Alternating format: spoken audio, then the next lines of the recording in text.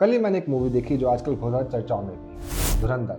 Movie आते ही एक बात बहुत तेजी से उठी थी, ये मूवी मेजर रोहित शर्मा से इंस्पायर्ड है। शुरुआत में यही कहा गया, लेकिन बाद में ऑफिशियली क्लियर कर दिया गया कि मूवी का मेजर मोहित शर्मा से कोई डायरेक्ट कनेक्शन नहीं है। अब मूवी का सच क्या है वो तो मेकर्स ही जाने।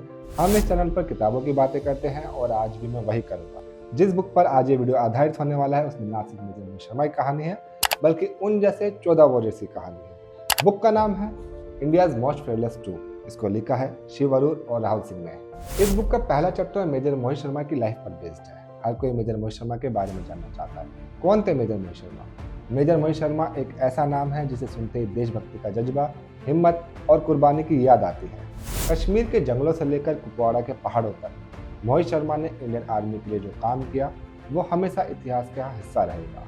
उनकी कहानी एक सिपाही की नहीं, एक लेजेंड की कहानी है। चलिए थोड़ा डिटेल में बात करते हैं मेजर मोहित शर्मा के बारे में। मेजर शर्मा का जन्म 13 जनवरी 1978 को रोहतक, हरियाणा में हुआ। उनके पिता सुभाष चंद्र शर्मा एक ऑनेस्ट गवर्नमेंट एम्प्लॉय थे और माता श्रीमती मंजू शर्मा घर संभालती थी। बचपन से ही मोहित डिसिप्लिन, सिंसियरिटी और लीडरशिप क्वालिटीज के लिए जाने जाते थे। स्कूल में स्पोर्ट्स, एनसीसी और रीडिंग में उनकी बड़ी दिलचस्पी थी। शांत स्वभाव के साथ उनमें एक हिडन फायर था, देश के लिए कुछ कर गुजरने का। स्कूलिंग के बाद मोहित शर्मा का सपना था इंडियन आर्मी ज्वाइन करना। उन्होंने एनडीए का एग्जाम दिया और 1995 बैच में एनडीए में एडमिशन ले लिया। एनडीए और आईएमए के दौरान मोहित शर्मा ने अपने क्लास, स्क्वाड और बटालियन में हमेशा टॉप परफॉर्मेंस दिया। आईएमए से पास आउट होने के बाद उन्होंने इंडिया आर्मी के एलाइट यूनिट पैराशूट रेजिमेंट में ज्वाइन करने का मौका मिला। पैरा एसएफ ज्वाइन करना एक सपना होता है, लेकिन इस सपने तक पहुंचना बहुत मुश्किल। मोहित शर्मा ने हर टेस्ट, हर चैलेंज को फेस किया और प्रूव किया कि वो देश के बेहतरीन कमांडोज में से एक बन सकते हैं। उनका कोड नेम था इफ्तिकार भट्ट। ये नाम किसी फिक्शन का नहीं था, ये एक रियल अंडरकवर मिशन का हिस्सा था। जम्मू एंड कश्मीर में टेररिज्म के डार्क डेज चल रहे थे। आर्मी को किसी एक ऐसे कमांडो की जरूरत थी जो टेररिस्ट ग्रुप के बीच में घुसकर उनके ऑपरेशंस का राज सामने ला। मेजर मोहित शर्मा ने खुद को वॉलंटियर किया। उन्होंने कश्मीरी एक्सेंट सीखा, लोकल कल्चर समझा और टेररिस्ट नेटवर्क में घुसकर उनका भरोसा जीता।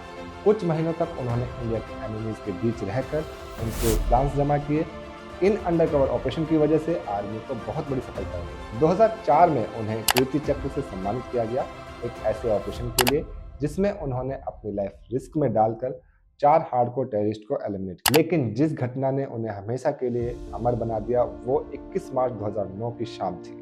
कुपवाड़ा सेक्टर में एक हैवी एनकाउंटर चल रहा था। एक तरफ हिल साइड पर टेररिस्ट छिपे हुए थे और दूसरी तरफ इंडियन आर्मी की टीम उन्हें सराउंड कर रही थी।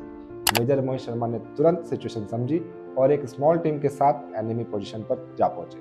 एनकाउंटर एक्सट्रीमली डेंजरस था। हैंड टू हैंड कॉम्बैट हुआ, ग्रेनेड ब्लास्ट हुए, फायरिंग रुकने का नाम नहीं ले रही। लेकिन मेजर मोहित शर्मा ने डर के साथ नहीं, फेथ के साथ लड़ाई की। उन्होंने एक ग्रेनेड से टेररिस्ट का बंकर ब्लो किया और 2 टेररिस्ट को खत्म किया। लेकिन फायरिंग में मेजर मोहित शर्मा को भी गोलियां लगी। गोली लगने के बाद भी उन्होंने फायरिंग जारी रखी और अपनी टीम को सुरक्षित बाहर निकलने का मौका दिया। इसी ऑपरेशन में मेजर मोहित शर्मा शहीद हो गए और देश ने एक अमरवीर खो दिया। उनकी शहादत के लिए उन्हें पोस्टमस अशोक चक्र, देश की highest peace time gallantry award से सम्मानित किया गया। मेजर मोहित शर्मा सिर्फ एक सोल्जर नहीं थे, एक परफेक्ट जेंटलमैन ऑफिसर, एक ब्रेव हार्ट थे। उनके जूनियर्स उन्हें एक मेंटर के रूप में याद करते हैं, सीनियर्स उन्हें एक फेयरलेस लीडर के रूप में और इंडिया उन्हें एक अमर हीरो के रूप में। आज भी इंडियन आर्मी के para commanders major Mohit Sharma की वॉर क्राई रिपीट करते हैं, बलिदान परम धर्म। मेजर मोहित शर्मा की कहानी हमें सिखाती है कि एक जिंदगी भी देश को बदल सकती है। एक सिपाही की तलवार से सिर्फ दुश्मन नहीं बल्कि इतिहास भी लिखा जाता है। इंडिया उनके नाम और काम पर हमेशा गर्व करेगा। तो अभी तो मैंने आपको सिर्फ एक शूरवीर के बारे में बताया है और मुझे पूरा विश्वास है इस कहानी से आप इंस्पायर जरूर हुए हो। ऐसे ही 14 शूरवीरों की बात करती है किताब, आपको जरूर पढ़नी चाहिए। इसमें आपको मिलेंगे captain Pavan Kumar, squadron leader Ajit Bhaskar, major Pritam Singh Powar और इन जैसे 14 फेयरलेस वॉरियर। तो इंडिया मोस्ट फेयरलेस टू सिर्फ एक बुक नहीं, ये एक साइलेंट सैल्यूट है, ये एक रिमाइंडर है और एक वार्निंग है कि देश सिर्फ स्पीचेस से नहीं बल्कि शहादत से चलता है। अगर आपके पास 3.5 घंटे की मूवी देखने का समय है तो मुझे पूरा यकीन है कि इस किताब को पढ़ने के लिए भी आप समय निकाल ही लेंगे। अगर वीडियो आपको अच्छा लगा हो तो लाइक जरूर करना और कमेंट में बताना किसी एक ऐसे वॉरियर का नाम जिन्होंने आपको इंस्पायर किया।